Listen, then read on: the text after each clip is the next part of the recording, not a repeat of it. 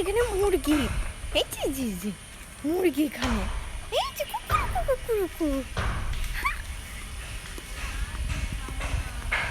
এইটা হলো একটা বাগান, আর এই বাগানে আমি হেঁটে হেঁটে যাচ্ছি।